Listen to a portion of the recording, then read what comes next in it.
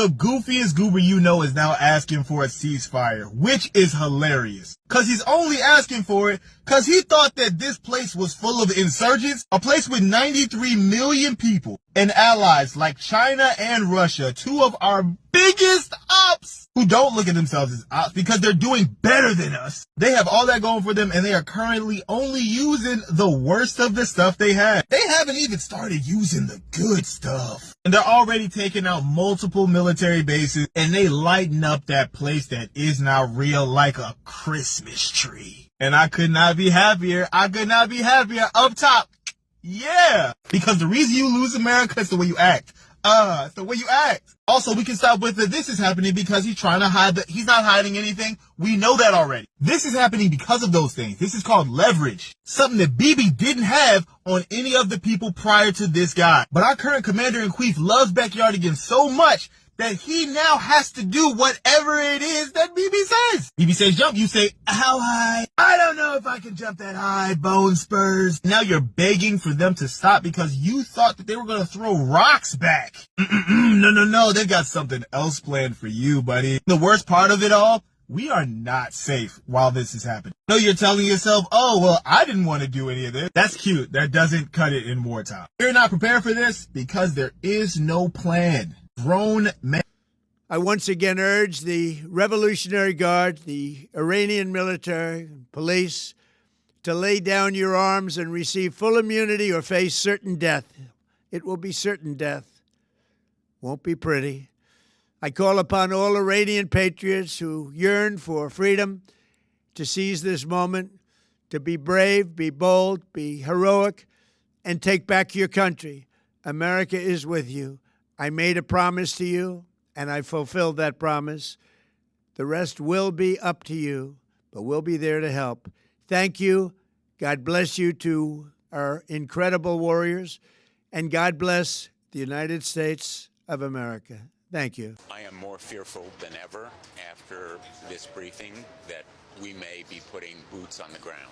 So Iran has recently rejected a ceasefire proposal, and instead they've responded with their own list of demands, essentially. Those include things like lifting sanctions and securing control over key shipping routes. But many analysts say Iran might be overplaying its position, especially given the current military pressure it's facing. So President Trump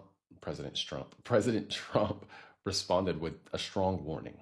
He said the U.S. is already obliterating Iranian capabilities and made it clear that if Iran doesn't back down, more aggressive action is coming. More specifically, he talked about strikes against bridges along with power plants. The timeline is tight. The messaging is very direct. And it's interesting because Iran is still trying to make demands when they have minimal leverage. We will see what the next 48 hours bring.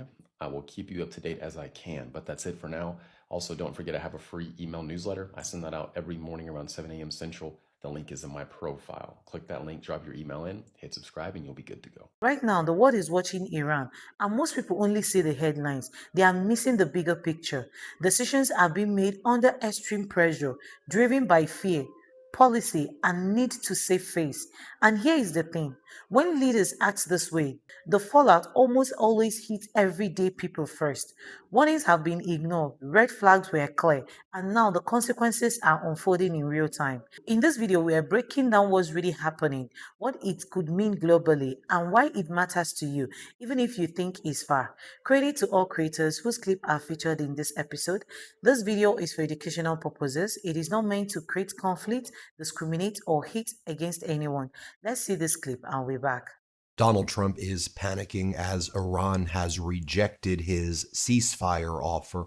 Donald Trump apparently only prepared for a 4 to 5 day war against Iran, and he assumed that if the United States were to kill the Ayatollah Khomeini, that Iran would immediately want a ceasefire and that Donald Trump would be able to declare a victory and that war would not spread throughout the region. Donald Trump was warned that his personal views that that's what would take place were wrong, and he was indeed wrong.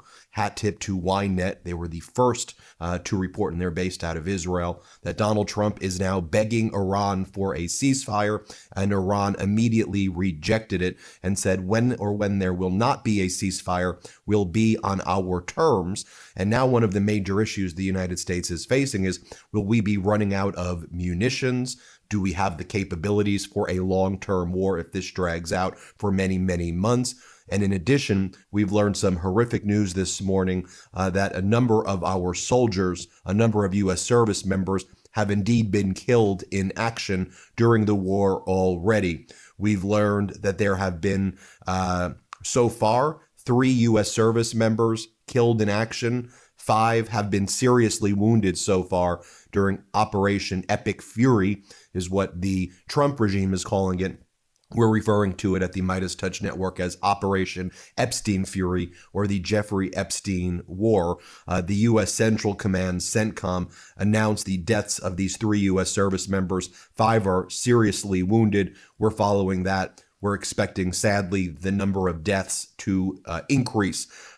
These casualties, as Open Source Intelligence Defender also notes, these casualties are likely the result of Iranian ballistic missiles and one-way attack drones that have been striking U.S. bases in Bahrain, Kuwait, and the United Arab Emirates, with some bases suffering much more serious damage than had been previously reported or announced by CENTCOM. Indeed, our government is giving false information, saying that the attacks have not been serious against our bases, only for us to learn later that they are indeed very, very serious. And now our service members have been killed, and Donald Trump has blood on his hands, and this whole regime in the United States has blood on their hands.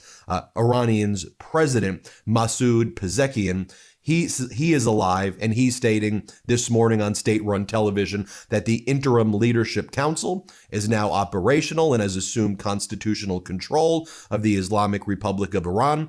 Pezeshkian adds that we will continue the path of the leader with strength. Our armed forces are crushing the bases of enemies. No sign by Iran that they will be stopping their retaliatory actions against U.S. bases and U.S. interests within the Middle East anytime soon. In fact, here's a statement that just came out from Iran's Islamic Revolutionary Guard Corps. They state that the 7th and 8th waves, said before, I've said now, there was no imminent threat to the United States of America by the Iranians. There was a threat to Israel. But if we equate a threat to Israel as the equivalent of an imminent threat to the United States, then we are in uncharted territory. We have seen the goals for this operation change now, I believe, 4 or 5 times. This is still a war of choice that has been acknowledged by others, was dictated by Israel's goals and timelines. Israel is a great ally of America. I stand firmly with Israel.